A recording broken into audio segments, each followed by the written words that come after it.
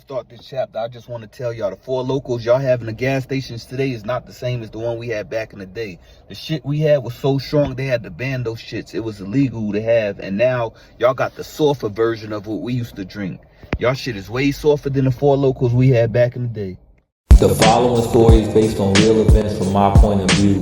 Due to real shit actually happening, self-incrimination, and privacy protection, 98% of names have been changed and pictures been blurred.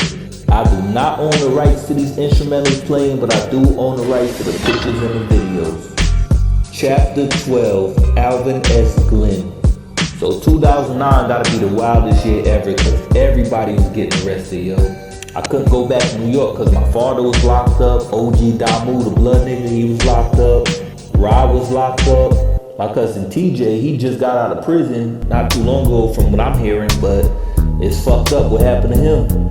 I found out my cousin TJ got shot up, and it's wild that it happened because he used to tell me how he used to wear a bulletproof vest. But he got shot in the chin, the neck, and the back while sitting in the vehicle.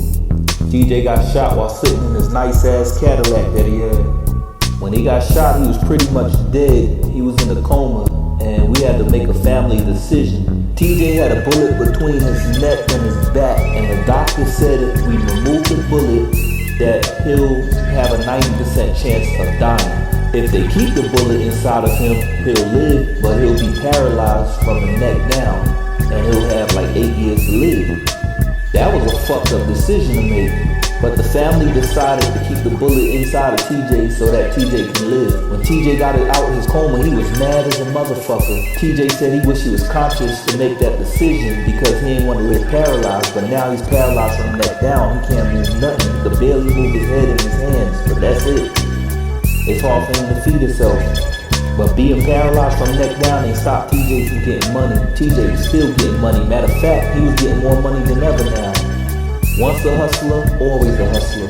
TJ left Florida and went to Roosevelt Island. That's right across from Astoria where we grew up at. When my father got out, he was looking out for TJ, and I told him, you know, one day I'm gonna come out there and link up with them. I wanted to get revenge for the dude that shot TJ, but the dude was already locked up. Seems like everything bad was happening to everyone around me, so I was trying to keep my head up and stay out of shit. Around this time, Rod was locked up, so me and Duke was hanging with Rel, looking out for Rel. One day, me and Rel was posted up in steeplechase, and I seen an unmarked vehicle with tinted windows ride past. And I'm like, yo, why they creeping? Like, what the fuck going on? So I had my pistol on me, and I'm waiting for them to hop out, because I feel like they was about to rob me. But then Rel was like, oh shit. Rel said, that's David Howie. So we took off. We went full speed up the hill to my apartments.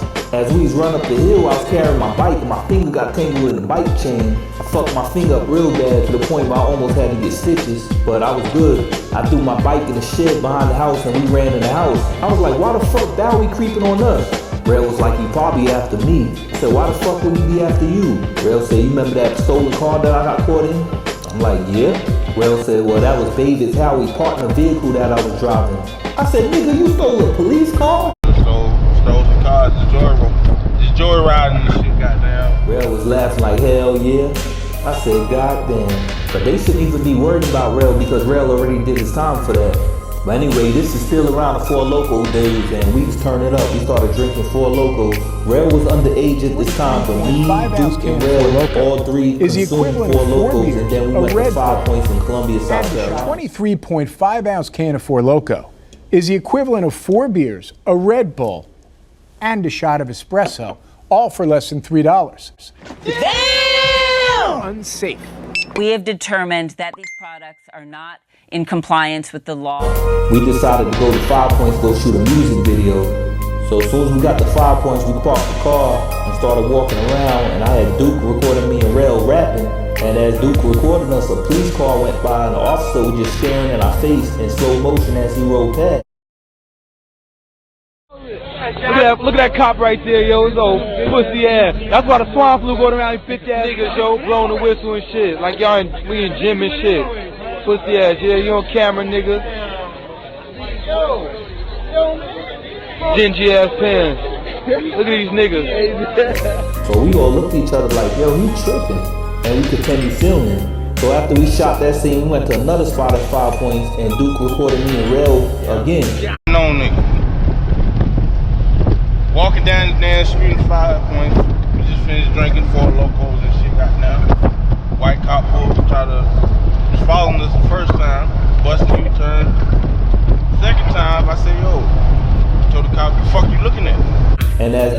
recording us, that same police officer rode past, riding real slow and looking in our faces as he riding past us. So Rel, being young, wild, and drunk at this time, Rel was like, man, what the fuck you looking at? The officer mashed his brakes so hard that his body jerked. The officer parked his car in the middle of the street and came walking towards us full speed with an attitude and aggression.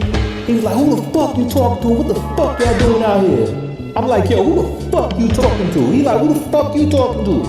I said, you cursing at us, motherfucker, we cursing back at you.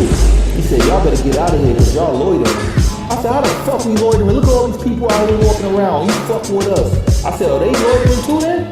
Then Duke started cursing at him, saying, you pussy ass crap, get the fuck out of here. And Rel was like, you a bitch ass nigga, I should slap you. I'm like, Rel, chill out. Then Rel spit on the ground, was like, what's up, bitch? I'm like, Rel, chill. So I start cussing nigga out, saying, you a bitch ass nigga, you a pussy ass nigga. So while he's cursing at us, we cursing at him, he got on his radio and started calling for backup. So I tell Rel and Duke, I said, let's go back to the car. So as we walking away, cutting across the street, he's still watching us with his hand on his walkie and his walkie towards his mouth, calling for backup. I said, yo, we gonna split up and meet at the car. Let's go. So we all three took off running 3 different ways, 3 different directions. I got to the car first and I cranked that shit up. As I'm sitting in the car, I see Duke running full speed. He got jumped in the passenger seat. So as me and Duke sit in the car, we like, where the fuck Rel at? Then we see Rel running around the corner. And Rel got like 2 police cars behind him. So as soon as Rel jumped in my car, they pulled in front of my vehicle with their guns out. So we was about to end up leaving and shit, goddamn. As soon as we walk across the street, the fucking police pulled up on us, had it strapped. Let's get the fuck out the car. They like, get the fuck out the car. And the officer that we was arguing, who I'm gonna name Officer Asshole, his name is similar to that anyway, but Officer Asshole had his gun pointing at me and was like, get the fuck on the ground. And another officer said, don't fucking move. And Officer Asshole keep yelling, get on the ground. I'm like, what the fuck y'all want me to do? You telling me to get on the ground, you telling me don't move. Y'all motherfuckers trying to shoot me. I said, I ain't doing shit. You gonna have to come put the cuffs on me. And I still had my camera in my hand the whole time because I was telling them, I'm gonna put this shit on YouTube, they gonna get fired.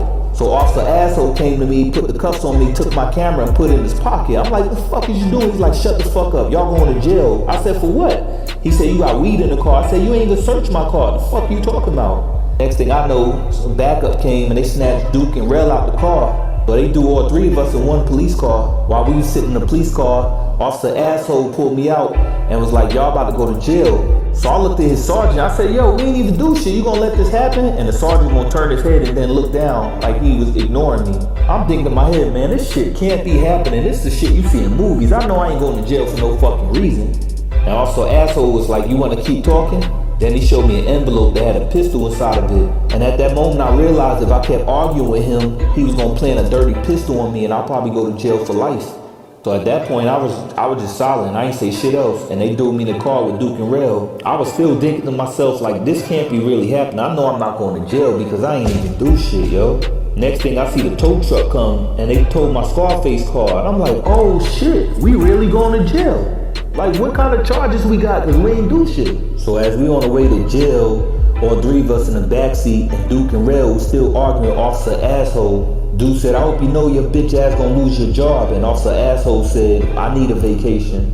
And Rel was like, you a bitch. I bet you won't pull over. Officer Asshole was like, you better tell your boys to calm down. And I'm like, y'all chill, man. He got a pistol. He's trying to plan on us. Rel was like, man, I'll beat his ass. Officer Asshole was like, y'all want to take the long way to jail? I'm like, yo, y'all chill. Once we got to Alvin Glen Detention Center, they told me I had 4 charges. I'm like, 4 charges? What the fuck I got charged for?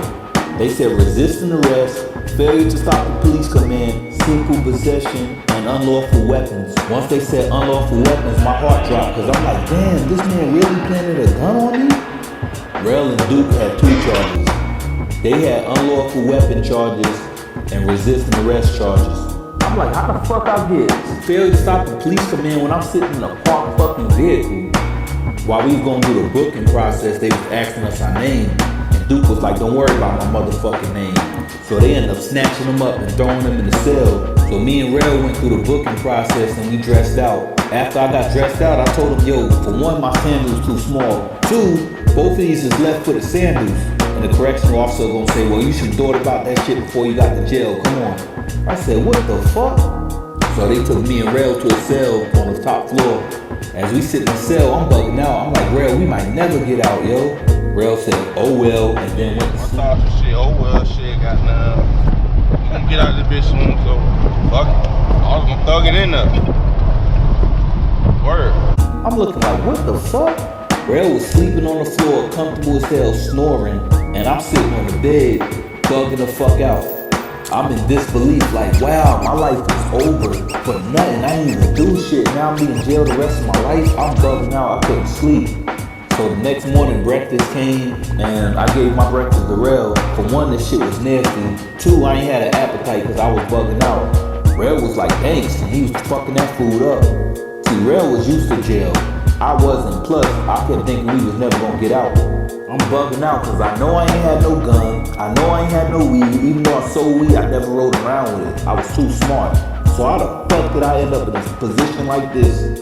So the next day, they got us up and they told us we going to court. They put all of us in the holding cell. There was about 15 of us in the holding cell, and that's when we was reunited with Duke.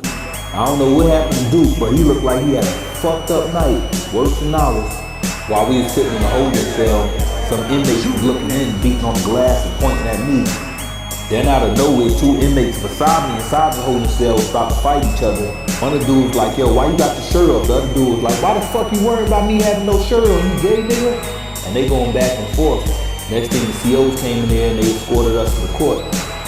When I got to court, I see my mother in there. I waved at her, but she looked at me with an evil look. I guess my mother thought I really was that stupid and did something fucked up like that, but I didn't. I was innocent. So they told me that the weapon charge I had was some brass knuckles. I was like, what the fuck? My belt buckle? I had belt buckle that was shaped as brass knuckles, and they gave me a weapon charge for that. Duke had a knife on him, so he got a weapon charge for that. And Rail was sitting in the back seat, and I had a box cutter back there that I used for work that was near his feet. So they charged him for my box cutter. They gave him weapon charge for that shit. The judge asked me what kind of weapon to say I'm being charged with, and I told him, I said it's not a weapon. I bought it from the store. It's a belt buckle. So he gave me a PR bond. He gave Duke a PR bond. And then we got the Rail. He was like, so what kind of weapon you accused of having? Rail said, I ain't have no weapon. Judge said, you might feel like you ain't had a weapon, but I just need to know what are they accusing you of. Rail said, I ain't had no weapon. Judge said, I understand, but what kind of weapon are they accusing you of having? Rail said, I ain't had no weapon. Judge said, get him out my face and give him a pistol charge. So the CO snatched Rail up and threw him out the courtroom. Everyone was laughing. Me and Duke just looked at each other shaking our head. So the judge went through all the cases, then he told the COs to bring Rail back in. So he brought Rail back in. He said, I'm gonna ask you one more time, what kind of weapon are you accusing you of having? Rail said, a box cutter. The judge said, that's all I wanted to know. Thank you. You getting out on a PR bond? So basically, we all about to be released soon. As we being escorted back to our holding cell, this big black dude was like, yo, how the fuck everybody get a PR bond except for me? They thought I need $1 million to get bail. I gotta hit the lottery to get out this motherfucker? That nigga was going ham. So once we got back to the pods, they sent everybody to their rooms. Dude said, I ain't going back to my room. Y'all talking about $1 million bond, fuck that. Female officer was like, go back in the room. He said, man, fuck you funky ass bitch. Next thing I know, the CERT team came there running full speed and they surrounded the dude. He's like, come on, come on. Man, they beat the shit out of him. They ripped his sleeve and all that shit. His uniform was fucked up. And they dragged him out the pod. They told all of us, we on lockdown, we gotta go in our room. So later on that day, Rail got out, then I seen Duke getting out, but I was still in my cell. I'm like, damn, how the fuck they getting out before me? And we all got a PR bond. Like an hour after they was released, I finally got out. And as I'm getting escorted out, I see the new inmates coming in. And I noticed one of the inmates was a dude that tried to rob me at the club that I was fighting in the bathroom. Me and him, we made eye contact. He mean mugging me and I mean mugging him. He like, yeah. So I'm like, yeah. But deep down inside, I'm like, damn, lucky I'm getting out of here because we are behind the enemy lines right now. Alvin Slim is for Columbia people. We from Camden. We behind enemy lines. When I put my street clothes back on, I met my mother outside with Duke and Rail. I was happy we was out, and I'm like, good, because I need to hurry and get back to my car and get my camera because I'm going to sue these motherfuckers. So my mother took us to the impound lot, and when I got to my car was ransacked. Everything in every compartment was out. I had papers all over my car, my camera was missing. The only evidence I had was gone. The cop stole my camera. Officer asshole stole my fucking camera. That's the reason why he locked us up. See, back then they ain't had dash cameras and body cams. So I had a camera that I could use to get me out of this shit, but it was stolen. I was mad as a motherfucker. I started cursing everybody out at the impound place. I'm like, bro, your car came in like this. This ain't got nothing to do with us. The police did that shit. So I was mad as fuck. I bought me a new camera, and I was like, man, fuck the police, and made a video about that shit. Hey yo, we back. You know what I'm saying? Just came out of jail, but it is what it is, nigga. You know what fuck Allen S. Glenn Detention Center. You know what I'm saying? So a few months passed, and we had to go back to court to face those charges. Duke never made it to court, but me and Rail went, and they offered me pre-trial intervention program. I accepted it. The judge looked at Rail criminal history and was like, oh nah, you can't get the same shit. You can't offer you pre-trial. Not with your record. So I explained to them that the box cutter that they said Rail had is actually mine, and I use it for work. Because I work for Walmart. That was a Walmart issue box cutter. But as racist as South Carolina is, they didn't even care. They were still charging Rail with those charges.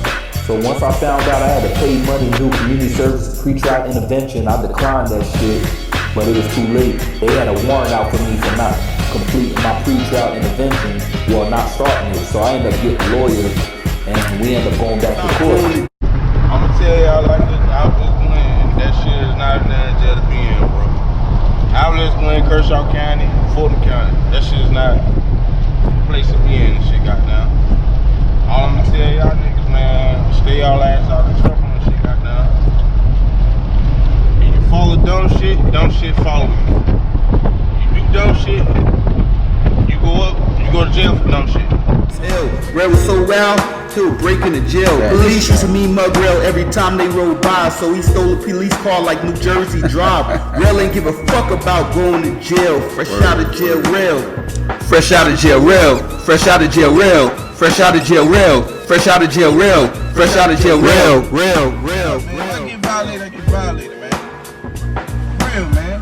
All I ask is to help me out. All I ask that dumbass bitch, yo. Straight up.